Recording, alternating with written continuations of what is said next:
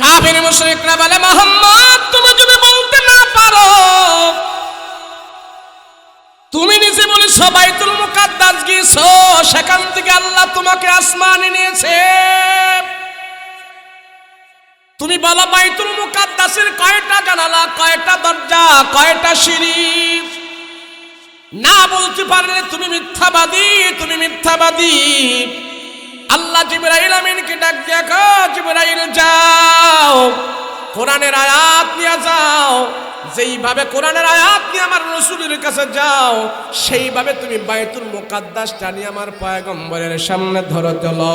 আল্লাহর নবীর চেহারার সামনে জিবরাইল আমিন বাইতুল মুকাদ্দাস নিয়ে ধরলো। আর আল্লাহর নবী গনে গনে বলে দিল, কাফেরদেরকে বলে দিল, বাইতুল মুকাদ্দাসে এতটা জানালা আছে, এতটা দরজা আছে, এতটা সিঁড়ি আছে। আল্লাহর নবী যখন টপ টপ করে সব বর্ণনা দিয়ে দিল, এরপরে কাফেররা বলে, মুহাম্মদ আজ থেকে আমরা বুঝতে পারলাম তুমি সবচেয়ে বড় জাদুঘর হয়ে গেছ, সবচেয়ে বড় জাদুঘর। কাফেরদের একটা স্বভাব ছিল, যুক্তি দিয়া যদি না পারতো, দলিল দিয়া যদি না পারতো, শেষ ডাইলগ হইল, মুহাম্মদ তুমি জাদুঘর। আলহামদুলিল্লাহ আলহামদুলিল্লাহিল্লাযী খালাকাল ইনসান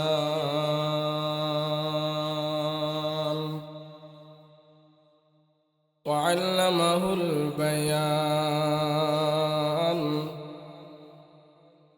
ওয়া আতা'নাল ঈমান ওয়া খালাকাল মুসলিমিনা ওয়াল মুসলিমাত।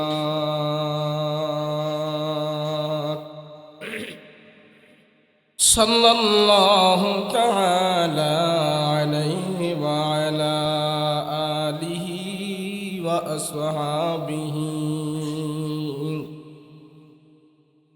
ওয়া আজওয়াজিহি ওয়া আহলি বাইতিহি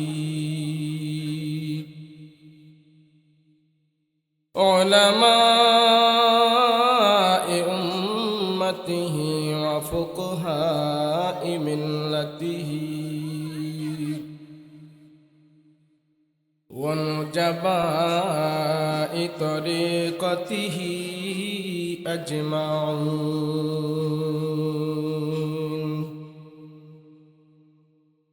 الذي أرسله الله تعالى بالحق بشيرا ونذيرا وداعيا إلى الله بإذنه وسراجا منيرا. أما بعد فأعوذ بالله من الشيطان الرجيم. بسم الله الرحمن الرحيم. سبحان الذي أسرى بعبده ليلا من المسجد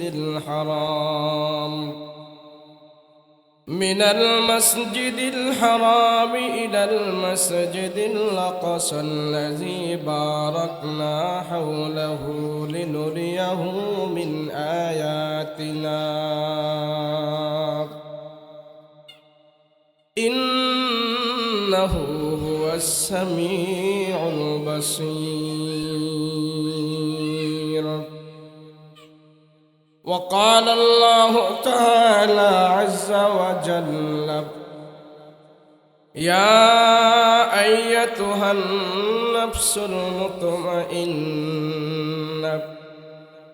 ارجعي إلى ربك راضية مرضية فادخلي في عبادي وادخلي جنتي.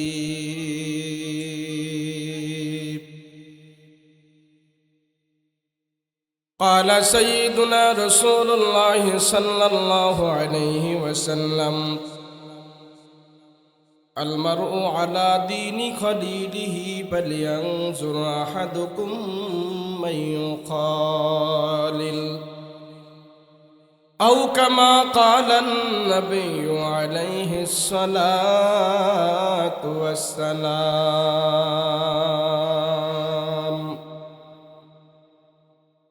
وقال تعالى في شأن حبيبه ومحبوبه: وما أرسلناك إلا رحمة للعالمين.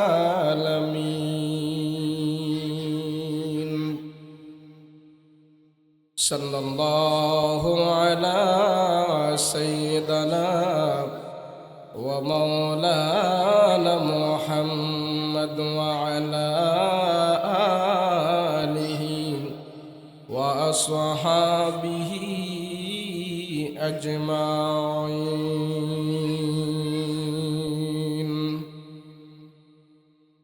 अल्लाह दिल दे जो तेरे इश्क के गर हो, अल्लाह दिल दे जो तेरे इश्क के गर हो, दाईमी रहमत के तेरे उस पे नजर हो, दाईमी रहमत की तेरे उस पे नजर हो। दिल दे के तेरे इश्क में हाल हो उसका, दिल दे के तेरे इश्क में हाल हो उसका, महशर का अगर शुरू हो तो बिना खबर हो, महशर का अगर शुरू हो तो बिना खबर हो। मादर दु जहाँ गैर खुदा यार नदारिम, मादर दु जहाँ गैर खुदा यार नदारिम, जुजियाद खुदा ही चेदगर कार नदारिम, जुजियाद खुदा ही चेदगर कार नदारिम। मायूस नहीं अहल ज़मी अपने खता से, तो कदीर बदल जाती ही मुझ तर के दुआ से, तो कदीर बदल जाती ही मुझ तर के दुआ से। ला इलाहा इल्लल्लाह, ला इलाहा, ला इलाहा इल्लल्लाह, ला इलाहा इल्लल्लाह, ला इलाहा, ला इलाहा इल्लल्लाह, ला इलाहा, ला इलाहा इल्लल्लाह मुहम्मदुर रसूलुल्लाह सल्लल्लाहु अलैहि वसल्लम। দারুল কোরআন ওয়া সুন্নাহ মাদ্রাসার উদ্যোগে তাফসীরুল কোরআন মাহফিল, আজকের মাহফিলের শ্রদ্ধাভাজন সভাপতি,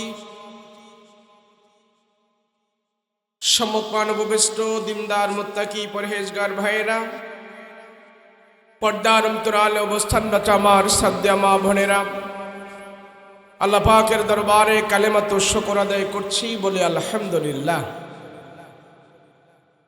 আল্লাহ যারে ভালোবাসে, পছন্দ করে, মহব্বত করে, আল্লাহ পাক যার উপরে রহমতের দৃষ্টি আল্লাহ বারবার দান করে, আল্লাহর সেই প্রিয় বান্দাদের কি আল্লাহ পাক নেক কাজের মধ্যে শামিল করেন। আমি আপনি যতক্ষণ পর্যন্ত এখানে বসে থাকব, আল্লাহ এবং আল্লাহর রসুলের কথা আমরা যতক্ষণ পর্যন্ত এখানে শুনব, চাই 1 ঘন্টা হোক, 2 ঘন্টা হোক, আধা ঘন্টা হোক, যতটুকুন সময় আমরা এখানে ব্যয় করব, সর্বপ্রকারের গুনাহ থেকে আমরা মুক্ত থাকতে পারব। আল্লাহর ফেরেশতারা আমাদের আমল নামায় কোনো গুনাহ লিখবে না। দ্বীনি মাজমা, দ্বীনি আলোচনা, কোরআন হাদিসের কথা আমরা যেখানেই শুনি সর্বপ্রকারের সব গুনাহ থেকে মুক্ত আমরা এখন। আমরা যদি এখানে না থাকতাম, এক একজনে আমরা বিভিন্ন জায়গায় থাকতাম।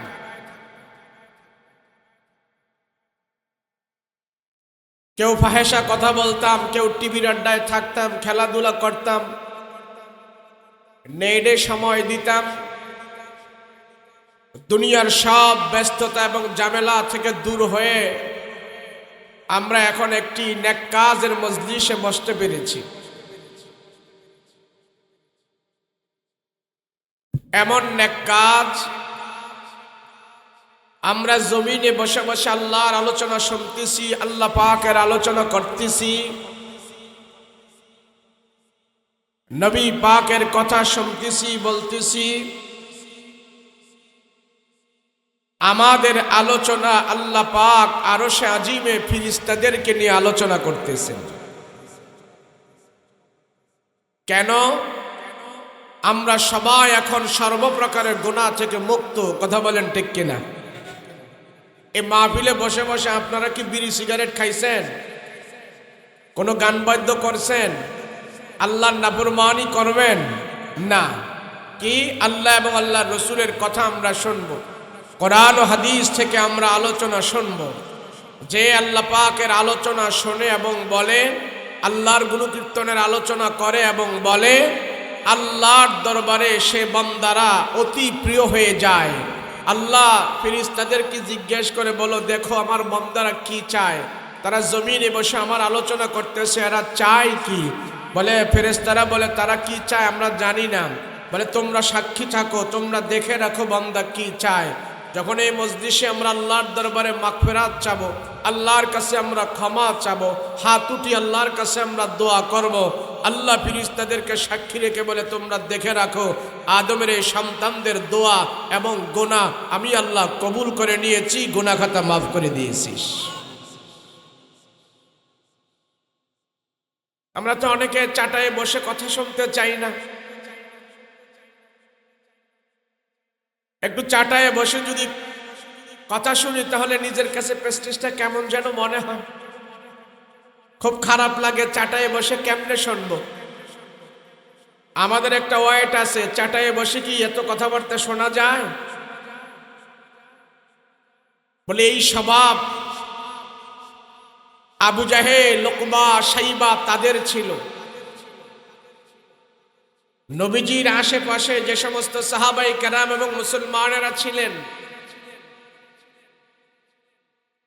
এদের দুর্বলতা ছিল কি? এদের তেমন মাল ছিল না, এরা তেমন বিশাল জমিদার ছিল না।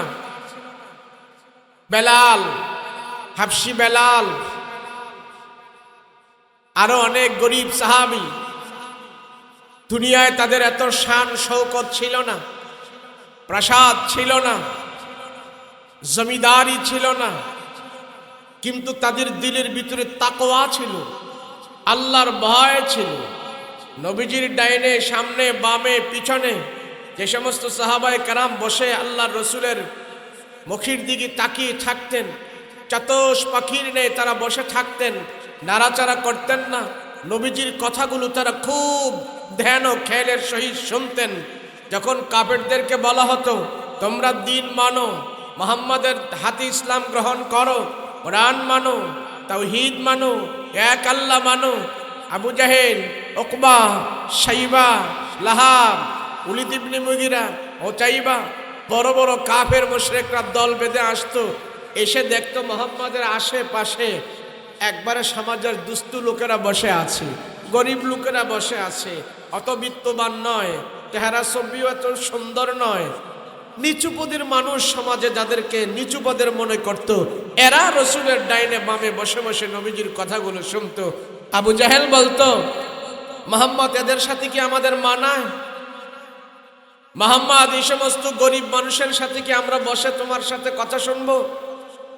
তোমার পাশে আমরা বসে থাকবো, তুমি দুটা মজলিস করো, একটা ভিআইপি করো আর একটা নরমাল করো। আমরা ভিআইপি চেয়ারে বসবো, ভিআইপি আসনে বসবো, আর নরমালে তারা বসবে। এইভাবে আবু জাহেল ধিক্কার দিত, তোয়াক্কা করত, নিজেকে খুব হ্যাডাম মনে করত, বংশের বাহাদুরি করত, তাকাব্বুরি করত। আবু জাহেলের দাম্ভিকতা, হাক ডাক, দেহ, বডি, শিক্ষা, বংশ, মর্যাদা সব দিক থেকে উঁচু ছিল। সেই উঁচু এবং সেই দাম্ভিকতা সে রসুলের কাছে এসে দেখাচ্ছে। এক পর্যায়ে আবু জাহেল বলে ফেলল, মোহাম্মদ, তুমি আমাদের খানায় কাবার মুয়াজ্জিন বানাইছো বেলালকে, আর কোনো মানুষ দেখছিল না? তুমি আর কাউকে পাও নাই, বেলালকে কেন মুয়াজ্জিন বানাইলা? সে একটা কালো মানুষ, বংশের নাম ঠিকানা নাই, হাবশি বংশ। এই মানুষটা নিয়ে তুমি কাবাগরের মুয়াজ্জিন বানাই দিছো, বেলালের মতন একটা বৎসরত কালো মানুষকে। কে আর কোনো মানুষ পাওনি? আমরা কুরাইশ বংশের লোকের এই খানায় কাবা আমরা মেরামত করি, এদের দেখভাল করি, দেখাশোনা করি, সংরক্ষণ করি, সব কিছু আমাদের দায়িত্বে। আর এই ঘরের মুয়াজ্জিন আইনা বানাইছো তুমি বেলালকে, কাজটা ভালো করো নাই। আমাদের দাবি খানায় কাবা সম্মানী, খানায় কাবা দামি, খানায় কাবার মুয়াজ্জিন হবে দামি। তাকে বাদ দাও, আর আমাদের জন্য ভিআইপি জায়গা করো। আমাদের মান আছে, ওয়েট আছে, সম্মান আছে। আমরা এত নরমাল বসায়, নরমাল পজিশনে বসে আমরা তোমার কাছে আসব না। আর এই সমস্ত ঢালাও বিছানায় বসে আমরা তোমার কথাবার্তা শুনবো না। আমাদের জন্য ভিআইপি ব্যবস্থা করো। আর বেলালকে বাদ দাও। এইভাবে তারা দাম্ভিকতা প্রকাশ করত নবীজির কাছে এসে। তো যখন বেলাল এই কথা শুনছে যে আবু জাহেল, উকবা, শাইবা, মক্কার কাফেররা আমাকে বর্ছনা দিচ্ছে, ধিক্কার দিচ্ছে, বেলালের মন ছোট হয়ে গেছে। বেলালের মনে দুর্বলতা চলে আসছে, আর অনেক কষ্ট পেয়েছে। এত কষ্ট পাইল, আল্লাহ যে রসুল আমাকে কাবা ঘরের মুয়াজ্জিন নিযুক্ত করেছে, কাফেরদের কথায় যদি আমার রসুল আমাকে খানায় কাবা থেকে দূরে সরিয়ে দেয়, মুয়াজ্জিন আমাকে না বানায়, অন্য কাউকে বানায়, আল্লাহ আমি কি করব? বেলালের মন খারাপ। এমন মুহূর্তে আল্লাহ পাক আমার পয়গম্বরের কাছে কোরআনের আয়াত নিয়ে হাজির হয়ে গেছে। জিবরাইল আমিন কোরআনের আয়াত নাজিল করে জানাই দিয়েছেন, আবু জাহেল, উকবা, শাইবা, আবু লাহাব, মক্কার বড় বড় সর্দার, মক্কার বড় বড় লিডার, মালওয়ালা, জমিদার, বংশের বাহাদুরি যারা করে, তাদেরকে জানিয়ে দেন আমার আল্লাহর কাছে আবু জাহেলের দাম নাই, উকবার দাম নাই, শাইবার দাম নাই, এদের বংশের দাম নাই। বেলালের ভিতরে খোদাভীতি আছে, বেলালের ভিতরে আমার আল্লাহর ভালোবাসা আছে, ভয় আছে। বেলালকে আমি যত ভালোবাসি, আবু জাহেলকে আমি অত ভালোবাসি না। বেলালের দাম আর আবু জাহেলের দাম আমার আল্লাহর কাছে আকাশ তফাল পার্থক্য হয়ে গেছে। জিবরাইল আমিন এসে কোরআনের আয়াত আমার রাসূলকে শোনাই দিলেন। ইয়া আইয়ুহান নাসু ইন্না খালাকনাকুম মিন যাকারিন ওয়া উনসা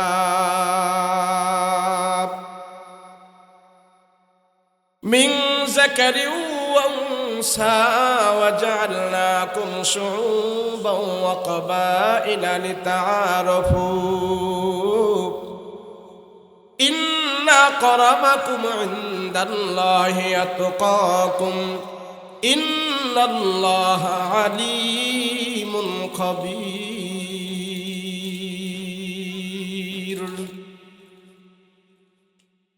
আল্লাহ ডাক দিয়া বলে, পয়গম্বর আবু জাহেল উকবা সাইবা তাদেরকে জানায়া দেন, দুনিয়াতে আমি আল্লাহ যত মানুষ বানিয়েছি, যত মানুষ আমি আল্লাহ দুনিয়াতে বানাবো এবং বানিয়েছি, সব মানুষকে আমি আল্লাহ একজন মানুষ থেকে বানিয়েছে, তার নাম হলো আদম। একজন নারী একজন পুরুষ থেকে আমি আল্লাহ দুনিয়ার সব মানুষদেরকে বানিয়েছি। হিন্দু বৌদ্ধ খ্রিস্টান ইহুদি নাসারা আস্তিক নাস্তিক ছোট বড় যত মানুষ দুনিয়াতে আছে সমস্ত মানুষগুলোকে আমি আল্লাহ দুইজন মানুষ থেকে বানিয়েছি। এক নম্বরে হলেন আদম, দুই নম্বরে হলেন হাওয়া। তাদের দুইজন থেকেই পুরা পৃথিবীর মানুষকে আমি আল্লাহ বানিয়েছি। আবু জাহেল কেন বংশের বাহাদুরি করে, আবু জাহেল কেন শিক্ষার বাহাদুরি করে, জানায়া দেন। আবু জাহেলের বংশ শিক্ষা দাম্ভিকতা আমার কাছে কোনো দাম নাই। আমি আল্লাহ কার কয়তলা বিল্ডিং আছে সেটাও আমি দেখি না, কে কোন বংশের সেটাও দেখি না, কে জমিদার, কে হাওলাদার, কে মজুমদার, কে তরফদার, কে সরকার, কে বিরোধী, আমি আল্লাহ তা দেখি না। আমি আল্লাহ খোদা বিধি দেখি কার অন্তরে আমার ভয় বেশি, কে আমার ভয়ে গুনাহ করে না, কে আমার ভয়ে পাপ করে না, কে আমার ভয়ে হারাম খায় না। আমি আল্লাহ বান্দার অন্তরের দিকে তাকায়া থাকি, যার অন্তর যত বেশি পরিষ্কার আমি আল্লাহ তারে তত বেশি ভালোবাসি।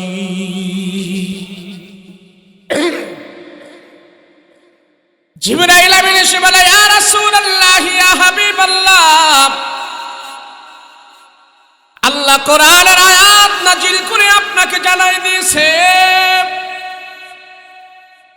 ও রহমতের নবী, যে আবু জাহেল বংশের বাহাদুরি করে, যে আবু জাহেল তার দাম্ভিকতা দেখায়, তার শিক্ষার বাহাদুরি করে, আমার কাছে কোনো দাম নাই।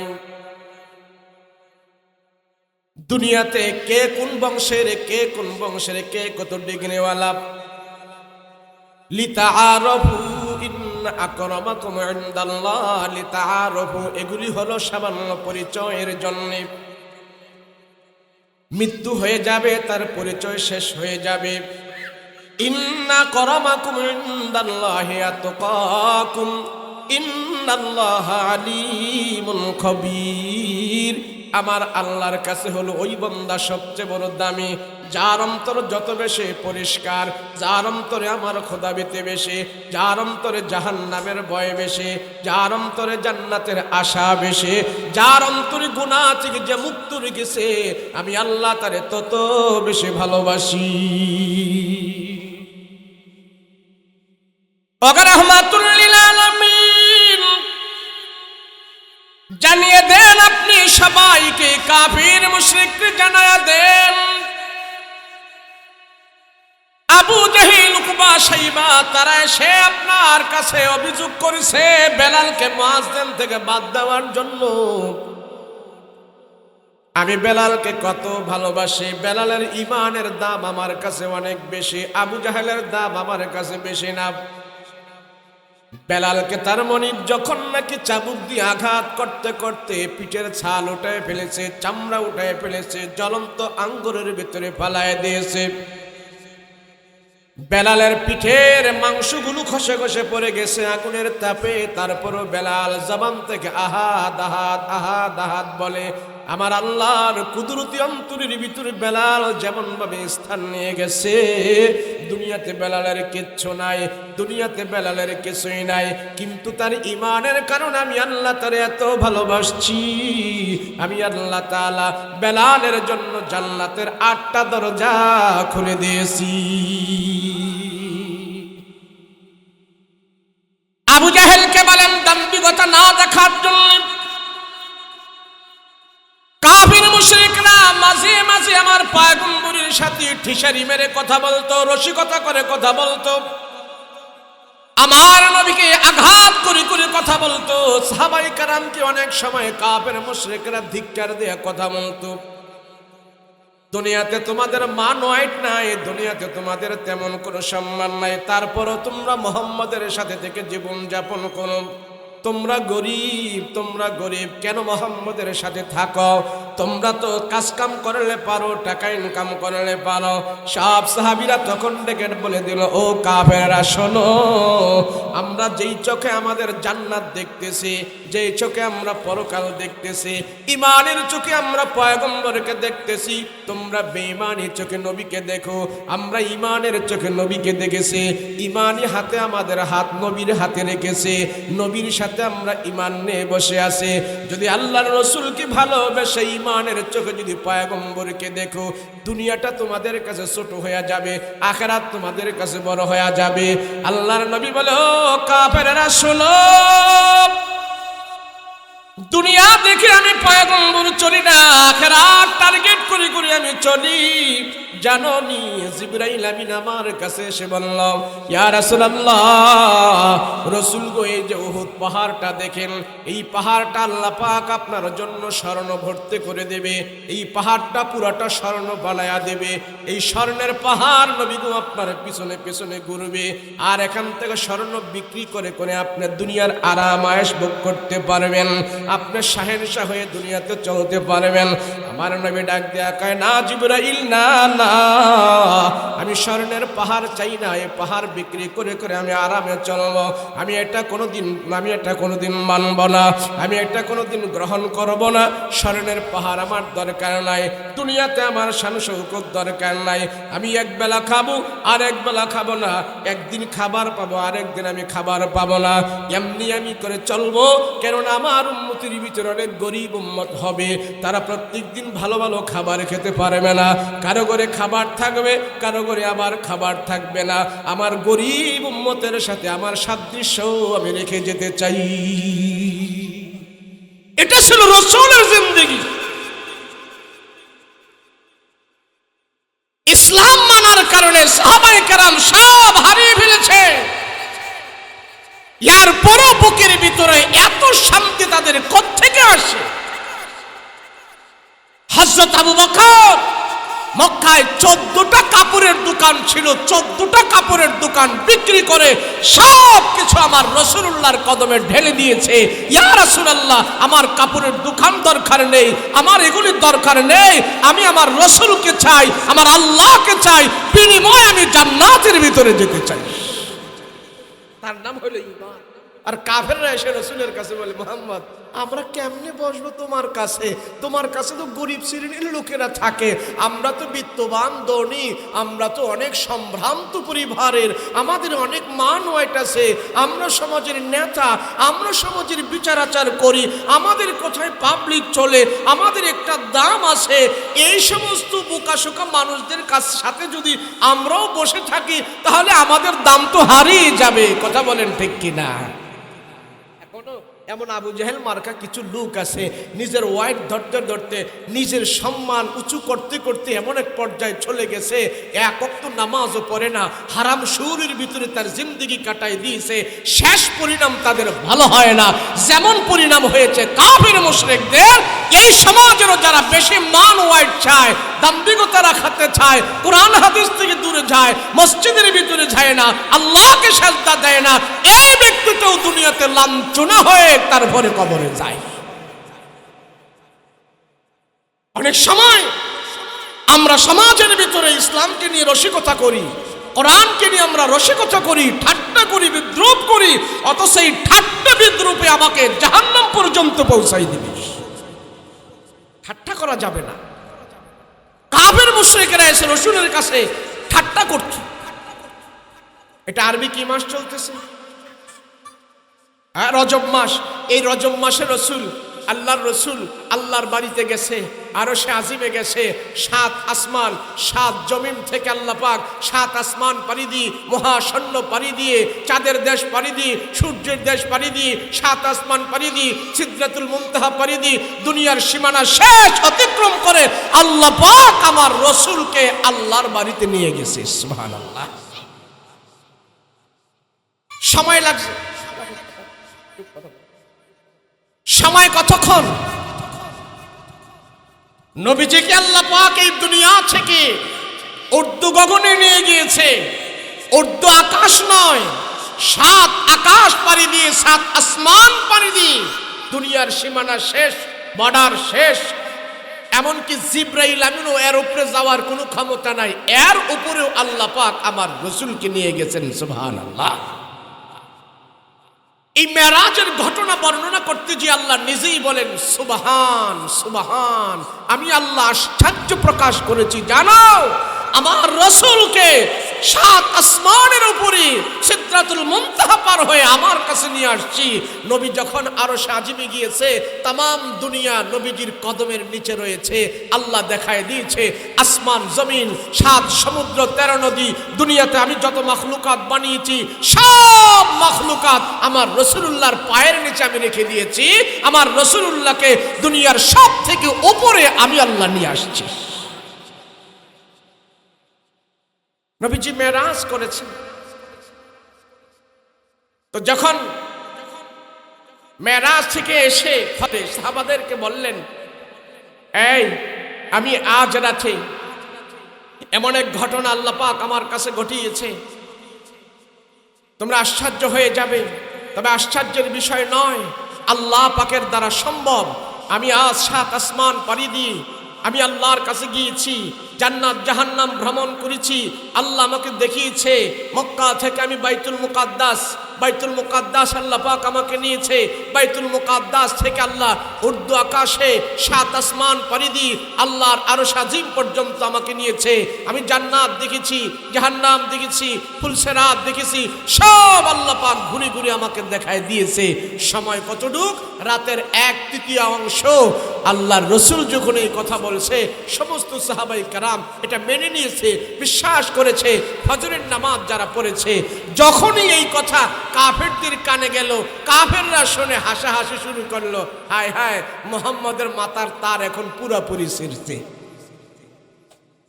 আউযুবিল্লাহ বলেন না, বিশ্বাস করার কথা না। রাসূল যখন এই কথা বলল, আমি সব দেখে আসছি, আল্লাহ আমাকে দেখাইছি। এখন মক্কার কাফেরদের কাছে যখন এই খবর গেছে, মক্কার কাফেররা এখন হাসাহাসি শুরু করছে, হায় হায় হায় মুহাম্মদ কয় কি। এখন দল বেঁধে আবু জাহেল, উকবা, শাইবা, আবু লাহাব দল বেঁধে রাসূলের কাছে আসছে।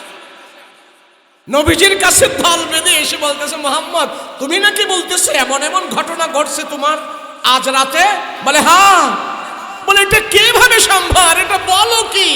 এতদিন তোমারে আমরা ভালো জানতাম, আজকে তো যেই কথা বলতেছো, তুমি চলে গেছো, আর এই অল্প সময়ের ভিতরে এত সব কিছু ঘুরে তুমি কেমনে আসলা, এটা তো আমাদের মাথায় ধরে না। এমন মিথ্যা কথা বলা থেকে তুমি বিরত থাকো, এই সমস্ত কথা আর আমরা শুনতে চাই না।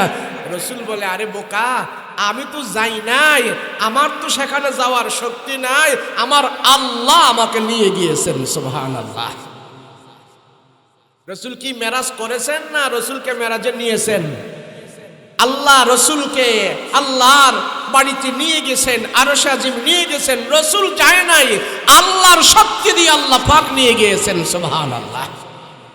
তো এখন কাফের মুশরিকরা হাসাহাসি শুরু করছে, খুব উপহাস করতেছে, মুহাম্মদ বলো কি এটা? তো সবাই মিলে আবু বকর রাদিয়াল্লাহু আনহুর বাড়িতে গেছে কাফেররা। যায় বলে, আবু বকর তোমার বাল্যকালের বন্ধু এমন এমন কথা বলতেছে, সে নাকি 7 আসমান পাড়ি দিয়ে সিদরাতুল মুনতাহা পার হয়ে দুনিয়ার শেষ সীমানা পার হয়ে সে নাকি চলে গেছে আল্লাহর আরশে আজিমে, জান্নাত জাহান্নাম ভ্রমণ করে আসছে। এ আবু বকর তুমি কি বলো? তা আবু বকর বলে, এ কথা বলছে কে? বলছে তোমার বাল্যকালের বন্ধু মুহাম্মদ। আবু বকর বলে, আমার রসুল যদি বলে থাকে বিনা দলিলে নিঃসন্দেহে আমি মেনে নিয়েছি, 100% সত্য, আমার রসুলের দ্বারা আল্লাহ পাক এটা করাবে, নিঃসন্দেহে আমি মেনে নিয়েছি, এবং রসুল যা বলেছে সব সত্য বলেছে, আমার দ্বারা অবিশ্বাসের কিছু না, আমি বিশ্বাস করে নিয়েছি। তখন থেকেই আবু বকরের নাম হয়ে গেল সিদ্দিক। নাম কি? সিদ্দিক। আল্লাহ বিনা দলিলে যখন এই মেরাজের কথা আল্লাহর রসুলের এই কথা যখন আবু বকর স্বীকৃতি দিয়েছে, আল্লাহর পক্ষ থেকে আবু বকরের উপাধি আসছে, আবু বকর তুমি সিদ্দিক, তুমি সত্য বলেছো। আর সিদ্দিকদের জায়গায় নিচু হবে না, আমার জান্নাতের ভিতরে ফেরদাউসুল জান্নাতে আমি আল্লাহ সিদ্দিকদের জায়গায় স্থান সেখানে করে দিয়েছি। তো আবার কাফেররা আবু বকরের কাছ থেকে আবার চলে আসছে, দল বেঁধে হাসাহাসি করতেছে, হায় রে মোহাম্মদ তো এমন ভক্ত বানাইছে, যুক্তি তর্ক কোনো মানে না, বিনা দলিলে খালি মোহাম্মদের কথা বলে। সব এ কাফের মুশরিকরা এসে আমার রসুলের কাছে তারা বসছে, মোহাম্মদ এটা কেমন করে সম্ভব, মোহাম্মদ এটা কেমন করে সম্ভব? দুনিয়ার মানুষ আকাশে উঠতে পারে না, ঘন্টার পর ঘন্টা সময় লাগে। তুমি বলতেছো মক্কা থেকে তুমি মসজিদুল আকসায় গিয়েছো, আবার সেখান থেকে উর্দু আকাশে গিয়েছো, এটা কেমনে সম্ভব? নবী বলে এটা আমার দ্বারা সম্ভব না, এটা আমার আল্লাহর দ্বারা সম্ভব, আল্লাহর দ্বারা সম্ভব। এবার কাফির মুশরিকরা বলে মোহাম্মদ তুমি এমন আজগুবি কথা বলে বলে আমাদের মানুষদের ঈমান নষ্ট করতেছ, মূর্তির পূজা থেকে মানুষদেরকে সরাই দিচ্ছ, আমাদের দেব দেবী থেকে মানুষদেরকে সরাই দিচ্ছ, তুমি আজগুবি কথা বলতেছ। নবী বলে না না, আজগুবি কথা নয়, আল্লাহ পাক আমাকে নিয়ে গেছি, 7 আসমান পাড়ি দিয়ে আমি সেখানে গিয়েছি, আল্লাহ আমাকে নিয়ে গেছি। বলে আমি মক্কা থেকে হারাম থেকে বাইতুল মুকাদ্দাস ফিলিস্তিন, যেখানে ওই ফিলিস্তিনের বাইতুল মুকাদ্দাসে আল্লাহ আমাকে নিয়েছি, আর সেখানে নিয়ে যাওয়ার পর আল্লাহ সেখান থেকে আমাকে উর্দু আকাশে নিয়ে গেছি। এটা আমার দ্বারা সম্ভব নয়, এটা আল্লাহ পাকের দ্বারা সম্ভব, আমাকে আল্লাহ নিয়েছে।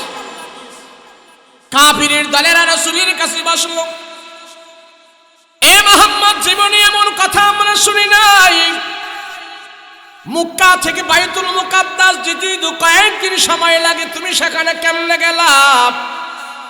কোনো যানবাহন নাই, কোনো হেলিকপ্টার নাই, কোনো বিমান নাই, বাইতুল মুকাদ্দাস তুমি গিয়েছো? বলে হ্যাঁ আমি গিয়েছি। এবার কাফেররা আমার পয়গম্বরকে আটকানো শুরু করলো, এ মুহাম্মদ তুমি মক্কা থেকে বাইতুল মুকাদ্দাস গিয়েছো, বলো দেখি বাইতুল মুকাদ্দাসের কয়টা জানালা আছে, কয়টা সিঁড়ি আছে, কয়টা দরজা আছে? তুমি তো বাইতুল মুকাদ্দাস গিয়েছো, তোমার বাইতুল মুকাদ্দাসের বর্ণনাগুলো আমাদের কাছে দাও, তাইলে আমরা বলতে পারবো তুমি বাইতুল মুকাদ্দাস গিয়েছো, না হয় আমরা মনে করবো তুমি মিথ্যা বলতেছো। বলো। 5 ওয়াক্ত নামাজের মুসল্লি যারা আছে মসজিদে যায়, আপনারা মসজিদে যে 5 ওয়াক্ত নামাজ পড়েন, কিন্তু মসজিদের ভিতরে কয়টা ফ্যান আছে আপনি গণেননি, মসজিদের কয়টা জানালা আছে, মসজিদের কয়টা দরজা আছে, কোনো মুসল্লি গণে না। আমি যদি বলি আপনি এই মসজিদের মুসল্লি, কয়টা দরজা আছে বলেন, আপনি বলতে পারবেন না। আল্লাহ তো নবীকে বাইতুল মুকাদ্দাস নিয়েছি জানালা গণার জন্য না, দরজা গণার জন্য না, দুনিয়ার মানুষের কাছে আমার নবীর শান আর মান আর ইজ্জত বাড়ানোর জন্য। আল্লাহর নবী রাহমাতুল লিল আলামিন মাথা নিচু করে বসে আছে আর বলতেছেন, আল্লাহ কাফেররা আমাকে প্রশ্ন করেছে বাইতুল মুকাদ্দাসের কয়টা জানালা আছে, বাইতুল মুকাদ্দাসের কয়টা দরজা আছে, এখন যদি আমি না বলতে পারি তারা আমাকে মিথ্যাবাদী মনে করবে, তারা আমাকে লজ্জা দিবে। আল্লাহ গো আপনি জবাব দেওয়ার ব্যবস্থা করে দিন, জবাব দেওয়ার ব্যবস্থা করে। কাফির মুশরিকরা বলে মুহাম্মদ তুমি যদি বলতে না পারো, তুমি নিজে বলেছ বাইতুল মুকাদ্দাস গিয়েছো, সেখান থেকে আল্লাহ তোমাকে আসমানে নিয়েছে, তুমি বলো বাইতুল মুকাদ্দাসের কয়টা জানালা, কয়টা দরজা, কয়টা সিঁড়ি? না বলতে পারলে তুমি মিথ্যাবাদী, তুমি মিথ্যাবাদী।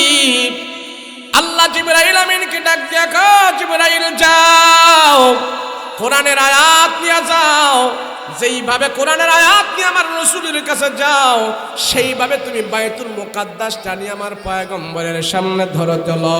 আল্লাহর নবীর চেহারার সামনে জিবরাইল আমিন বাইতুল মুকাদ্দাস নিয়ে ধরলো, আর আল্লাহর নবী গনে গনে বলে দিল, কাফেরদেরকে বলে দিল, বাইতুল মুকাদ্দাসে এতটা জানালা আছে, এতটা দরজা আছে, এতটা সিঁড়ি আছে।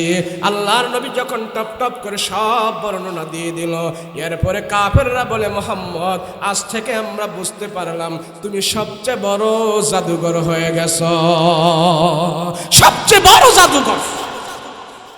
কাফেরদের একটা স্বভাব ছিল, যুক্তি দিয়া যদি না পারতো, দলিল দিয়া যদি না পারতো, শেষ ডাইলগ হইল মোহাম্মদ তুমি জাদুকর। এটাই তাদের শেষ পুঁজি। যুক্তি দিয়া পারে না, দলিল দিয়া পারে না, এখন বলতেছে মোহাম্মদ তুমি সবচেয়ে বড় জাদুকর। এই আসমানের দেশে মানুষ যাইতে পারে, চাঁদের দেশে মানুষ যাইতে পারে, সাত আসমান পারে দিয়ে কি মানুষ যেতে পারে? এটা সম্ভব নয়। মোহাম্মদ তুমি অযৌক্তিক কথা বলো। আজ আমরা এই বিজ্ঞানের সভ্যতার যুগে এসে দেখি চাঁদের দেশে যাইতে মাত্র কয়েক ঘন্টা সময় লাগে। কথা বলেন ঠিক কিনা? মাত্র কয়েক ঘন্টা লাগে। আর আমার রসুলকে আল্লাহ পাক 1400 বছর আগেই নিয়েছেন, 1500 বছর আগেই নিয়েছেন। বিজ্ঞানের বাবার বাবা হইল মুহাম্মদুর রাসূলুল্লাহ সাল্লাল্লাহু আলাইহি ওয়াসাল্লাম। কথা বলেন ঠিক কিনা? তোমার যেখানে শেষ, আমার রাসূলুল্লাহর সেখানে শুরু। তোমার যেখানে দৃষ্টি শেষ, আল্লাহর দৃষ্টি সেখানে শুরু। আল্লাহ বলে আমি আমার পয়গম্বরকে আমার কাছে নিয়ে আসছি, এটা আমার ব্যক্তিগত পার্সোনাল সিদ্ধান্ত।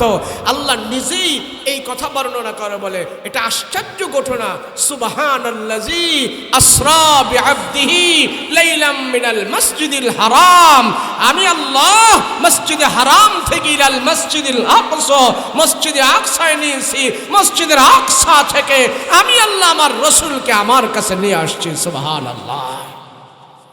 কাফের মুশরিকরা যত উপহাস করে, যত ঠাট্টা বিদ্রুপ করে, যা কিছু করে, এদের ঠাট্টা বিদ্রুপে আজ পর্যন্ত কোনো কাজ হয় নাই। কোরআনের গতি চলছে, রাসূলুল্লাহর আদর্শ চলছে, ইসলামের জয়গান চলছে। ইসলাম যদি কাফের মুশরিকরা দবিয়ে দিত, থামাই দিতে পারত, তাহলে 1400 বছর আগে তারা দমাই দিতে পারত। মক্কা থেকে এই শনিয়াত্রা পর্যন্ত ইসলাম আসার কোনো সুযোগ ছিল না। কথা বলেন ঠিক কিনা? পারে নাই। কোরআনের বিরোধিতা করে পারবে না, ইসলামের বিরোধিতা করে পারবে না। কেমনে পারবে? বর্তমান আমাদের এই বাংলাদেশে 2 লক্ষের উপরে কোরআনের হাফেজ তৈরি হয়ে গিয়েছে, যারা ইসলামের শত্রু হয়ে কাজ করে, মাদ্রাসার শত্রু হয়ে কাজ করতেছে, আলেম ওলামাদের শত্রু হয়ে কাজ করতেছে।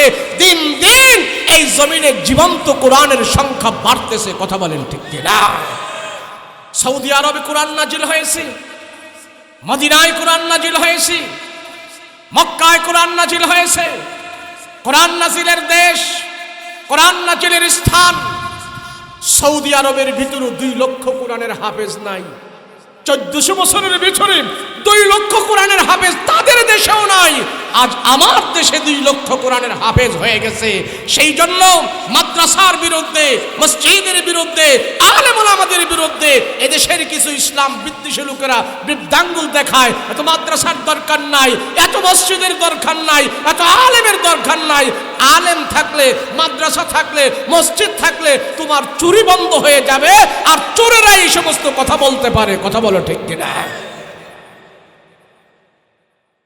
বাংলাদেশ এমন এক দেশ, দিন দিন এখানে ইসলামের জয়গান বাড়ছে, আলেম ওলামা তৈরি হচ্ছে। এর জন্য কুচক্রী মহল যারা আছে, যারা আন্তর্জাতিকভাবে ইসলামের দুশ্মনী করতেছে, তাদের একটা চোখ বাংলাদেশের দিকে ফোকাস মেরে আছে। তাদের একটা চোখ বাংলাদেশের দিকে আছে, যাতে করে এই দেশে ইসলাম প্রিয় মানুষদেরকে জঙ্গির তকমা লাগানো যায়, ইসলাম প্রিয় মানুষদেরকে মৌলবাদীর তকমা লাগানো যায়, ইসলাম প্রিয় মানুষদেরকে আলবদর বলা যায়। আসলে যারা ইসলাম মানে, কোরআন মানে, হাদিস মানে, আল্লাহ মানে, রসুল মানে, এরা দেশের শত্রু নয়, জাতির শত্রু নয়। যারা দেশের স্বাধীনতা চায় তারা ইসলামের পক্ষে, যারা দেশের ভালো চায় তারা ইসলামের পক্ষে, যারা কোরআনের কথা বলে, ইসলামের কথা বলে, স্বাধীনতার কথা বলে, তারা কোরআনের পক্ষেই থাকে, কোরআনের বিপক্ষে যায় না। দেশ একদিকে নেয় না, কোরআন আরেকদিকে নেয় না। আমার কোরআন আমাকে শিখায়, আমার রসুল আমাকে শিখায় দেশকে ভালোবাসো, দেশের স্বাধীনতাকে ভালোবাসো, মাতৃভূমিকে ভালোবাসো। রসুল বলেন হুব্বুল ওয়াতন মিনাল ঈমান, তোমার মাতৃভূমিকে ভালোবাসা ঈমানের অঙ্গ। দেশকে ভালোবাসা কি? কথা বলেন না, দেশকে ভালোবাসা কি? ঈমানের অঙ্গ। নবীজিকে যখন বলল, মুহাম্মদ তুমি মক্কা থেকে মদিনায় চলে যেতে হবে, আল্লাহ রসুল আশ্চর্য হয়ে গেলেন। আল্লাহ, আমি মক্কা থেকে মদিনায় চলে যাব? এই মক্কা তো এটা আমার জন্মভূমি, এখানে আমার বাপ দাদা আছে, আমার বংশধরেরা ঘুমিয়ে আছে। আল্লাহ, আমি কেমনে মদিনায় যাব? আমি এই খানায় কাবা রেখে আমার জন্মভূমি ছেড়ে আমি মদিনায় কেমনে যাব? আল্লাহ পাক ডাক দিয়া কয়, পয়গম্বর আমার, আমি আল্লাহ সিদ্ধান্ত করেছি আপনার জন্মভূমি থেকে আপনি বিদায় হন, আপনার মাতৃভূমি থেকে আপনি বিদায় হন। আমি আর এক মুহূর্তের জন্য আপনাকে খানা কাবার কাছে রাখতে চাই না, এটা আমার আদেশ। রসুল বলে, আল্লাহ, খানা কাবা দেখে দেখে আমি ইবাদত বন্দেগী করি, খানা কাবা দেখে দেখে আমি আপনাকে স্মরণ করি, খানা কাবার সামনে কোরআন তেলাওয়াত করি, খানা কাবার সামনে 2 রাকাত নামাজ পড়লে আপনি আমারে 1,00,000 রাকাতের সওয়াব দেন। কিন্তু এত সওয়াব থেকে আমাকে বঞ্চিত করে আমাকে মদিনায় পাঠায়া দিবেন, এটা কেমনে সম্ভব?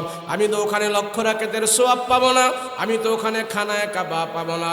আল্লাহ ডাক দেখো, পয়গম্বর, আপনার সিদ্ধান্ত বড় না, আপনার যুক্তি বড় না, আপনার কাছে আমার আল্লাহর হুকুম হলো সবচেয়ে বড়।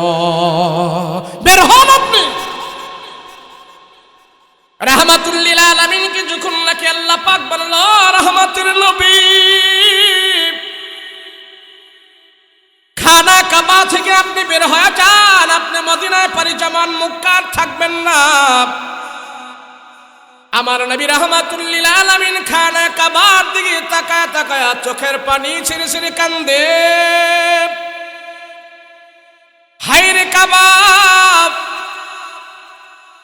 তোমার মাটিতে আমার জন্য তোমাকে আমি ছেড়ে যেতে চাই না, তারপর আল্লাহ আমাকে বলেছে ছেড়ে যাওয়ার জন্য। জানি না কি রহস্য। আল্লাহর নবী ডাক দেয়া বলে, আল্লাহ, খানা কাবা থেকে আপনি আমাকে সরাই দিবেন। আমার ঘরে 2 দিন 3 দিন পর্যন্ত খাবার থাকে না, আমার পেটের মধ্যে খাবার নাই, আমার ঘরের চুলায় পাতিলার মধ্যে খাবার নাই। আমি কোনো মানুষের কাছে খাবারের জন্য সওয়াল করি না, আমি কোরআনুল কারীম নিয়ে খানায় কাবার সামনে আমি বসে যাই, কোরআনে কারীম তেলাওয়াত করতে থাকি, আর খানায় কাবার বরকতে আর কোরআন তেলাওয়াতের বরকতে আমার পেটের ক্ষুধা পর্যন্ত দূর হয়ে যায়। আল্লাহ, আপনি আমাকে খানা কাবা থেকে সরাই দিয়েন না। আল্লাহ ডাক দিয়া বলে, রহমতের নবী, আপনাকে আমি একবারে আপনার মাতৃভূমি থেকে আমি সরাই দিচ্ছি না।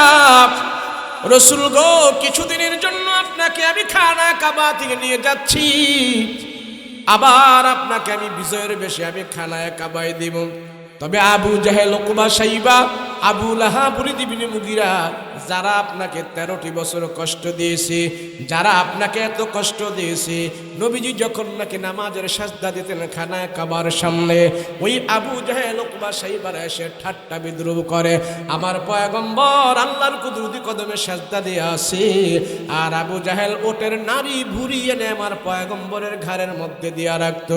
নবীজি ওটের নারী ভুঁড়ির চাপের কারণে, ভারের কারণে নবীজি মাথা আগলাইতে পারতেন না, নবীজি মাথা উত্তোলন করতে পারে না, এমন বর্ণনা ওটের নারী বুড়ি পয়গম্বরের ঘাড়ের মধ্যে রাখতেন। নবীজির চেহারা মুবারক লাল হয়ে যাইত, এমন ভাবে আমার পয়গম্বরকে কাফেররা কষ্ট দিয়েছে। আল্লাহ ডাক দেয়া কয়, রহমতের নবী গো, ওই কাফির মুশরিকদেরকে আমি আল্লাহ শায়েস্তা করার জন্য, আবু জাহেলকে শিক্ষা দেওয়ার জন্য, আবু জাহেলকে বুঝানোর জন্য, আমার নবীর কষ্ট দেওয়ার পর তোমার পরিণতি কেমন হবে সেটা তাকে জানানোর জন্য আমি কিছুদিনের জন্য আপনাকে মক্কা থেকে আমি বের করেছি। আবার বিজয়ের মালা পরাইয়া খানা কাবার চাবি আপনার হাতে দিয়া মক্কা বিজয়ের মাধ্যমে আপনাকে আমি আবার খানায় কাবায় ফিরাই আনব। বুঝো, তারা যে বুঝতে পারে আপনার দাম কত। মুসলমান ভাইরা রে আমার, এই বাংলাদেশের ভিতরে কোরআনের হাফেজরা সারা রাত্রি কোরআন তেলাওয়াত করে, ঢাকা শহরের মানুষ ঘুমায় যায়, রাতের 2টা বাজে 3টা বাজে মানুষেরা জাগ্রত থাকে না। নাটক দেখি, সিনেমা দেখি, টক শো দেখে রাতের 2টা বাজে সব মানুষ, ঢাকা শহরের মানুষ ঘুমায়া যায়। শনি একরার মানুষগুলো, এই ধনিয়াবাসীরাও রাতের বেলা ঘুমায়া যায়। 3টা বাজে ঘুমায়া যায়, 2টা বাজে ঘুমায়া যায়। এই এলাকায় যতগুলো মাদ্রাসা আছে, যতগুলো হেফজখানা আছে, ওই হেফজখানার ছেলেরা রাতের 3টা বাজে ঘুম থেকে উঠিয়া সুন্দর করে ওযু বানায়া ঢাকা শহরের মানুষ ঘুমায়া গেছে। আর মাদ্রাসার ছাত্রগুলো ঘুমায় না, সুন্দর করে ওযু বানায়া নিশি রজনীতি ভোর রাত্রে তারা আল্লাহর কালাম তেলাওয়াত করতে থাকে। যেই জমিনে আল্লাহর কালাম তেলাওয়াত হয়, আল্লাহ ডাক দেয়া বলে, রে মুমিন, আমি পৃথিবীর বুকে যত আসমানি গ্রন্থ নাজিল করেছি, তাওরাত আমি দুনিয়াতে দিয়েছি, সহিফা আমি দুনিয়াতে দিয়েছি, ইনজিল আমি দুনিয়াতে দিয়েছি, জাবুর আমি দুনিয়াতে দিয়েছি, এগুলি আসমানি গ্রন্থ। তাওরাত আমি নাজিল করেছি উম্মতের ভাষায়, জাবুর আমি নাজিল করেছি মানুষের ভাষায়, ইনজিল আমি নাজিল করেছি উম্মতের ভাষায়। যেই নবীর উপরে আমি ইনজিল কিতাব দিয়েছি, সেই নবীর ভাষায় আমি ইনজিল কিতাব নাজিল করেছি। তাওরাত আমি যেই নবীর উপরে নাজিল করেছি, সেই নবীর ভাষায় আমি তাওরাত নাজিল করেছি। যেই নবীর উপরে আমি সহিফা নাজিল করেছি, ওই নবীর উম্মত এবং ওই নবী যে ভাষা বুঝে, ওই ভাষা দিয়ে আমি সহিফা নাজিল করে দিয়েছি। কিন্তু কোরআন আমি দুনিয়ার কোনো মানুষের ভাষায় নাজিল করি নাই। সেই জন্য কোরআনকে কিতাব বলা হয় না, সেই জন্য কোরআনকে বই বলা হয় না, কোরআনকে বলা হয় কালামুল্লাহ। আল্লাহ ডাক দিয়া কয়, আমি আল্লাহ আমার নিজের ভাষায় আমি কোরআন নাজিল করেছি, আমার নিজের ভাষায় কোরআন নাজিল করেছি। সেই জন্য রাসূল বলে, মুমিন, তুমি যদি আল্লাহর সাথে কথা বলতে চাও, তুমি আল্লাহর সাথে যদি সম্পর্ক করতে চাও, আল্লাহর সাথে যদি তুমি কথা বলতে চাও, আল্লাহর সাথে কথা বলার জন্য মুসা নবী তুর পাহাড়ে গিয়েছে। উম্মতি মুহাম্মাদি তুর পাহাড়ে যেতে হয় না, আল্লাহর সাথে কথা বলার জন্য উম্মতি মুহাম্মাদি যদি কোরআন খুলে খুলে তেলাওয়াত করতে থাকে, আল্লাহ বলে উম্মতি মুহাম্মাদি কোরআন যতক্ষণ তেলাওয়াত করবে, অতক্ষণ পর্যন্ত আমার আল্লাহর সাথে সে কথা বলতে থাকবে। নবীর সাহাবীদের ভিতর থেকে একজন সাহাবী ছিলেন বিনয়ী সাহাবী, ওসমান গনি রাদিয়াল্লাহু আনহু। ওসমান গনিকে বলা হয় জিন্নুরাইন। আমার নবীজির 2টা মেয়ে তার কাছে বিবাহ দিয়েছেন। একটা মেয়ের ইন্তেকালের পর আর একটা মেয়েকে ওসমান গনির কাছে বিয়ে দিয়েছেন। নবীজি দেখেছেন ওসমান খুব বিনয়ী, ওসমান কোরআন তেলাওয়াত করে, যখনই সময় পায় তখনই কোরআন তেলাওয়াত করে। ওসমান গনি বাজে কাজে লিপ্ত হয় না, আড্ডায় লিপ্ত হয় না, শাসটলে যায় না, কিবত শেখায়তে যায় না। যখন 5 মিনিট সময় পায়, 2 মিনিট সময় পায়, আল্লাহর কালাম খুলে খুলে তেলাওয়াত করতে থাকি। বাকি সময়টা, ফাঁক সময়টা, অবশিষ্ট সময়টা যখনই সময় পায় তখনই কোরআন তেলাওয়াত করতে থাকে। কোরআন তেলাওয়াতের আমলটা ওসমান গনির অভ্যাস হয়ে গিয়েছিল। যেদিন ওসমান গনি দুনিয়া থেকে বিদায় হবে, শত্রুরা ওসমান গনিকে দুনিয়া থেকে বিদায় করে দেবে। ওই বিদায়ের মুহূর্ত পর্যন্ত ওসমান গনি কোরআন তেলাওয়াত অবস্থায় দুনিয়া থেকে বিদায় হয়েছে। ওসমান গনি রাদিয়াল্লাহু আনহু দিলের ভিতরে এত প্রশান্তি, দিলের ভিতরে এত শান্তি। আরে টাকা দিয়া দিলের ভিতরে শান্তি আসে না, ক্ষমতা দিয়া দিলের ভিতরে শান্তি আসে না, আল্লাহর কোরআন তেলাওয়াতে শান্তি আসে। মক্কায় যারা যান, মদিনায় যারা যান, ইমাম সাহেব নামাজ পড়ে আর পিছন থেকে দাঁড়ায় দাঁড়ায় অনেক আরবি মুসল্লিরা কান্না করতে থাকে, চোখের পানি ফেলতে থাকে। কোরআনের তেলাওয়াত তাদের দিলের ভেতরে যায় ধাক্কা লাগে আর মুসল্লিরা কান্না করতে থাকে। আমার আপনার দিলের ভিতরে কোরআন তেলাওয়াতের ধাক্কা লাগে না? কারণ কি? আমি আপনি কোরআন তেলাওয়াত বুঝি না, কোরআন তেলাওয়াত করি না, সেই জন্য আমার দিল আপনার দিল পরিষ্কার না। কোরআন তেলাওয়াতের কারণে আমার চোখ থেকে পানি বের হয় না। নবীর সাহাবী ওসমান অন্য আমল কম করত, কিন্তু নফল আমলের ভিতরে কোরআন তেলাওয়াত সবচেয়ে বেশি করত। যেদিন ওসমানকে কাফের মুশরিকেরা তীর বর্ষা মেরে দুনিয়ার জমিন থেকে বিদায় করে দিবি, ওই দিন ওসমান গনি আল্লাহর কালাম তেলাওয়াত করতেছে। কাফেররা চতুর্দিকে বেষ্টনী দিয়ে আসে, কাফেররা ওত পেতে আসে, তরবারি নিয়া, তীর নিয়া, বর্ষা নিয়া এইভাবে তাকায় আসে, কিন্তু ওসমান গনি আল্লাহর কালাম তেলাওয়াত করতেছে। কোরআন তেলাওয়াত থেকে উনি কোনোদিন ছড়ায় না। কাফের মুশরিকরা আছে, ওসমান গনিও বুঝতে পেরেছে কাফেররা আমাকে এখন মেরে ফেলবে, শত্রুরা আমাকে এখন মেরে ফেলবে, কিন্তু এই মারা অবস্থাটা যদি আমার কোরআন তেলাওয়াত হয়, আল্লাহর দরবারে আমি বলতে পারবো দুনিয়ার জমিন থেকে আমি এমন সময় বিদায় হয়েছি যে সময় আমি কোরআন তেলাওয়াতের ভিতরে ছিলাম, ওই সময় কাফেররা আমাকে শহীদ করে দিয়েছে। কোরআন তেলাওয়াত থেকে ওসমান মুখ ফেরায় না। কাফেররা উঠ পেতে আছে তীর বর্ষা নিয়ে। কাফেররা বলে, ওসমান তুমি কোরআন তেলাওয়াত বন্ধ করো, তোমাকে এখন শহীদ করা হবে, তোমাকে মেরে ফেলা হবে। ওসমান গনি কাফিরের কথায় কোনো কর্ণপাত করে না। ওসমান গনি কাফিরের কোনো কথা শুনে না, আল্লাহর কালাম তেলাওয়াত করতেছে। ওসমান গনির ধারণা হইল আমি এমন অবস্থায় মৃত্যুবরণ করতে চাই যে অবস্থাটা হবে আমার কোরআন তেলাওয়াত অবস্থায়, আমার আল্লাহর সাথে কথাবার্তা অবস্থায়। ওসমান বলে, দুনিয়ার সব কিছু হারাইতে পারি, আমি এখন আল্লাহর সাথে কথা বলতেছি, তোমরা আমাকে যত মারো কাটো, দুনিয়া থেকে বিদায় করে দাও, আমার আল্লাহর সাথে কথা বলতে আমার এখন খুব মজা লাগতেছে। আমি কি মরবো না বাঁচবো সেটা আমার এখন জানার কোনো দরকার নাই, আমি আল্লাহর সাথে কথাবার্তায় মগ্ন আছি, কোরআন তেলাওয়াতের ভিতরে লিপ্ত আছি। আল্লাহু আকবার। এক বেঈমান ওসমানের বুকের ভিতরে তীর মারল। এক কাফের বেঈমান ওসমানকে লক্ষ্য করে তীর মারছে। ওই বেঈমানের তীর এসে ওসমান গনির বুকের ভিতরে বিদ্ধ হইল। তীরটা যখন নাকি বুকের ভিতরে বিদ্ধ হয়, ওসমান গনির বুক থেকে রক্তগুলো ফিনকি মেরে এভাবে বের হয়ে যায়। রক্তগুলো বের হইয়া কোরআনের উপরে পড়ছে। আর এই কোরআন আল্লাহর আদালতে সাক্ষী দিবে, গো আল্লাহ, এই কোরআন তেলাওয়াত অবস্থায় ওসমান গনিকে কাফেররা মেরে ফেলছে। এই ওসমান গনি কোরআন তেলাওয়াত করতেছে, কোরআন তেলাওয়াত অবস্থায় তাকে তীর বর্ষা মারা হয়েছে। আমি কোরআন ওসমানের শাহাদাতের ব্যাপারে সাক্ষী দিতেছি।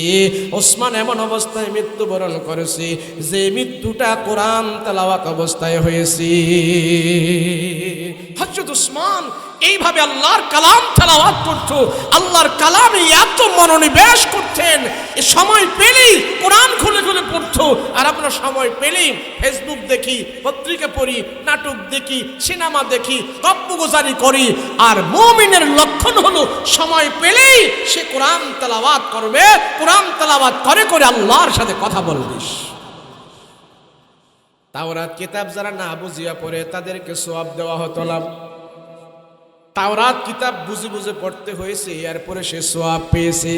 জাবুর কিতাব না বুঝিয়া পড়লে সওয়াব পাওয়া যাইত না। ইনজিল কিতাব না বুঝিয়া পড়লে সওয়াব পাওয়া যাইত না। কিন্তু কোরআনুল কারীম এমন কিতাব, কিতাবুল্লাহ, আল্লাহর কালাম, এটা যদি কেউ না, আল্লাহ পাক একের বিনিময়ে 10 গুণ সওয়াব তারে দান করে দিবি। কেন? আল্লাহ কইটা আমার কালাম, কালামুল্লাহ। কালামুল্লাহ মানে আল্লাহর কথা। কোরআনে কারীমের আগে যে আসমানি কিতাবগুলো দুনিয়াতে আসছে, তাওরাত আল্লাহ পাক দিয়েছেন মূসা নবীর উপরে। কাঠের ভিতরে, কাঠের মধ্যে তাওরাত কিতাব লিখে লিখে মূসা নবীর মাথার মধ্যে আল্লাহ পাক দিয়েছে, মূসা যাও, পয়গম্বর মূসা আল্লাহর কাছ থেকে তাওরাত কিতাব পাইলেন। তাওরাত কিতাব পাওয়ার পরে এইভাবে মাথায় করে নিয়ে আসতেছি, বিশাল বড় একটা কাঠের ভেতরে আল্লাহ লিখে দিয়েছে তাওরাত কিতাব। এই তাওরাত কিতাব পয়গম্বর মুসা মাথায় বহন করে করে নিয়ে আসছি। জাবুর কিতাব ভান্ডিকাগারে আল্লাহ পাক দিয়েছেন, ইঞ্জিল কিতাব ভান্ডিকাগারে আল্লাহ পাক দিয়েছেন, কিন্তু কালামুল্লাহ ভান্ডিকাগারে দেয় নাই, কাঠের ভেতরে লিখে দেয় নাই। জিবরাইল আমিন কি কোরআনের এক একটা আয়াত দিয়া আমার নবীর কাছে আল্লাহ পাক পাঠাই দিয়েছে। নবীর সিনা পর্যন্ত আকাশ থেকে আল্লাহর কাছ থেকে জিবরাইল আমিন এক একটা কোরআনের আয়াত আমার নবীর সিনা পর্যন্ত আনার জন্য, ওই কোরআনের আয়াতকে পাহারাদারি করার জন্যে, কোরআনের এক একটা আয়াতের সম্মানার্থে জিবরাইল আমিনের সাথে আল্লাহ পাক 70,000 করে ফেরেশতা দিয়া আমার নবী পর্যন্ত আয়াতগুলো পাঠাই দিত। কোরআনের সম্মান। সেই জন্য রাহমাতুল লিল আলামিন নবী আমার তাহাজ্জুদের নামাজে দাঁড়াইয়া লম্বা রুকু করত, লম্বা সাজদা করত, সারা রাত নবীজি কোরআন তেলাওয়াত করত। যেই দিন থেকে নবীজির উপরে তাহাজ্জুদের নামাজ আল্লাহ পাক নাজিল করে দিয়েছে, ওই দিন থেকে আমার নবীজি তাহাজ্জুদের নামাজ ছাড়ে নাই। তাহাজ্জুদের নামাজে নবী দাঁড়ায় দাঁড়ায় কোরআন তেলাওয়াত করেছি, লম্বা সাজদা করেছে, লম্বা রুকু করেছি। ঘন্টার পর ঘন্টা নবীজি নামাজের ভিতরে দাঁড়ায় দাঁড়ায় আল্লাহর কালাম তেলাওয়াত করত, রুকু করত, সাজদা করত। কোন সময় কোরআন তেলাওয়াত করে করে নবীজি পুরাটা রাত্র কাটাইয়া দিত, পুরা রাত কাটাই দিতেন। আজকে মুসলমানের সবচেয়ে বড় যেটা পুঁজি ছিল, সবচেয়ে বড় যেটা হাতিয়ার ছিল, আমার প্রত্যেকটা মুসলমানের বাসা বাড়ি ঘর থেকে মুসলমানের ছেলেরা ঘর থেকে কোরআনের আয়াত যদি তেলাওয়াত করত, মুসলমানের ঘর থেকে কোরআনের আয়াতের তেলাওয়াতের আওয়াজ বের হয় না, গানের আওয়াজ বের হয়, বাদ্যের আওয়াজ বের হয়, নাফরমানের আওয়াজ বের হয়, কোরআনের আওয়াজ বের হয় না। কথা বলেন ঠিক কিনা? সেই জন্য আল্লাহ কয় আমার কোরআন রাইখা অন্য কিছু দিয়ে শান্তি তালাশ করো, পাইবা না খুঁজা। এই জন্য আমরা দেখি 100% ফ্যামিলির ভিতরে আজকে অশান্তির বেড়া জালে, অশান্তির ভিতরে আছে। আল্লাহর কোরআন রেখে অন্য কিছু দিয়ে আমাদের শান্তি আসতে পারে না। আজ সব মানুষ দিনের ভিতরে অশান্তি নিয়ে হাবুডাবু খাচ্ছে। কথা বলেন ঠিক কিনা? শান্তি নাই হুজুর, শান্তি নাই। মনে হয় শান্তির মায় 300 বছর আগে মারা গেছে, আর ফিরাইতো না। শান্তি পাইবা কোত্থেকে? আল্লাহ তো কোরআন তেলাওয়াতে শান্তি রেখেছে, যেই শান্তির টাকা পয়সা দিয়ে কিনা যায় না। কোরআন তেলাওয়াত যে যত বেশি করবে তার দিলের ভিতরে আল্লাহ পাক বাদশাহী শান্তি প্রবেশ করাইয়া দিবে। সাহাবায়ে কেরাম একবেলা খাবার খেতে পারে নাই, 2 দিন খাবার নাই, 3 দিন খাবার নাই, এরপরও তাদের দিলের ভিতরে যেই শান্তি ছিল, যেই বাদশাহী শান্তি আল্লাহ দিয়েছে, কোরআন তেলাওয়াত করেছে, আল্লাহর সাথে সম্পর্ক করেছে, না খাওয়ার পরেও না পাওয়ার পরেও আল্লাহ তাদের ভিতরে বাদশাহী শান্তি ঢুকাইয়া দিয়েছে। কথা বলেন ঠিক কিনা? আমরাও যদি শান্তি পেতে চাই কোরআন তেলাওয়াত করতে হবে। কথা বলেন ঠিক কিনা? কোরআন তেলাওয়াত করা ছাড়া শান্তি আসে না। মানুষের এই দিল যদি এটা কোরআন তেলাওয়াত না করে, রসুল বলে এটা খালি ঘর। কি ঘর এটা? এই কোরআন তেলাওয়াত যে দিলে নাই সেটা খালি ঘর। এই খালি ঘরের কারণে শয়তান প্রস্রাব করবে, শয়তান পায়খানা করবে, শয়তান আমার অন্তরকে নষ্ট করে ফেলবে। গান মজা লাগবে, জিনা মজা লাগবে, হারাম মজা লাগবে, সুদ মজা লাগবে, খুন করা মজা লাগবে, শরাব খাওয়া মজা লাগবে। এই মজায় আমার দুনিয়া আখিরাত উভয় জাহান ধ্বংস করে দিবে। আজ তো এমনই চলছে। একটা বোতলের ভিতরে যদি পানি ভর্তি করা থাকে, এটার ভিতরে বাতাস ঢুকার কোনো ব্যবস্থা নাই, আছে কি? কিন্তু যখন এই বোতলে পানি নাই, এই বোতলে বাতাস ঢুকার সুযোগ আছে। ও মানুষ, তোমার দিলের ভিতরে যখন নাকি আল্লাহর ভয় থাকবে, তোমার দিলের ভিতরে যখন নাকি আমল থাকবে, তোমার দিলের ভিতরে যখন নাকি কোরআনের তেলাওয়াত থাকবে, এই দিলে শয়তান ঢুকার কোনো সুযোগ নাই। শয়তান এখানে আসতে পারে না। রসুল বলে কোরআন নাই, তোমার দিল বিরান ঘর, খালি ঘর, এখানে শয়তান পায়খানা প্রস্রাব করবে আর জাহান্নামী হয়ে তুমি কবরের ভিতরে যাবে। তাহলে আমাদের অন্তরকে আমরা কোরআন তেলাওয়াত দিয়ে সাজাইতে চাই। রাজি আছেন ইনশাআল্লাহ? যদি আমি না পারি আমার সন্তানকে পড়াবো, যদি আমি না পারি আমার মেয়েকে পড়াবো, যদি আমি না পারি আমার নাতিকে পড়াবো, যদি আমি না পারি আমার বিবিকেও শেখাবো। আরে কোরআন শিক্ষার জন্য বয়স নাই। চুল দাড়ি পাইকা গেছে, দাঁত নাড়ে ছাড়ে, ওই লোকও যদি চেষ্টা করে সেও কোরআন তেলাওয়াত শুদ্ধ করে কবরে যাওয়ার সুযোগ আছে। কথা বলেন ঠিক কিনা? এটা এমন এক কিতাব পৃথিবীর বুকে, কোরআন এমন এক কালাম, তো এমন এক কালামুল্লাহ আল্লাহ দিয়েছে, বলে একদম পৃথিবীতে যত গ্রন্থ আছে, যা কিছু আছে, সব থেকে আমি সহজ করে তোমাদের নাগালে আমি কোরআন পৌঁছে দিয়েছি। সহজ, কোরআন তেলাওয়াত করা সহজ। হিন্দুদেরকে জিজ্ঞেস করে দেখেন, এদের গীতা, রামায়ণ, মহাভারত এগুলা চোখে দেখেনি, তারা চোখেও দেখে না। ইনজিল কিতাব পৃথিবীতে নাই, যা আছে এটা বানোয়াট। তাওরাত নাই, জাবুর নাই, ইনজিল নাই, এগুলা সব নষ্ট করে ফেলেছে এরা। 2 নম্বরই করে ফেলেছে, জাল করে ফেলেছে, জালিয়াতি করে ফেলেছে। আর হিন্দুদের যে গীতা, মহাভারত এগুলি আছে, এক প্রদেশ থেকে আরেক প্রদেশে গেলে এগুলি পরিবর্তন হয়, আল্লাহর কালাম পরিবর্তন হয় না। কথা বলেন ঠিক কিনা? সারা পৃথিবী চ্যালেঞ্জ, কোরআনের মতন একটা গ্রন্থ তোমরা দেখাও, কোরআনের মতন একটা গ্রন্থ আমাদেরকে বানায় দেখাও, কোরআনের মতন একজন হাফেজ পৃথিবীতে অন্য ধর্মের দেখাও। পৃথিবী খুঁজে পাবে না। 10 পৃষ্ঠা আদর্শলিপি বইয়ের একজন হাফেজ পৃথিবীতে নাই। শুধু বাংলাদেশেই কোরআনের 2 লক্ষের উপরে হাফেজ আল্লাহ তৈরি করে দিয়েছিস। কোরআনের বড় কারিশমা, বড় মৌজিজা। পৃথিবী যতদিন থাকবে আল কোরআনের সম্মান, ইজ্জত আল্লাহ রাখবে। কথা বলেন ঠিক কিনা? আল্লাহ আমাদের সবাইকে হেফাজত করেন, বলেন আমিন। আল্লাহ আমাদের মাশাআল্লাহ। হুজুর মাদ্রাসা করছেন, হ্যাঁ, আপনারা যদি পারেন কেউ স্বেচ্ছা মন থেকে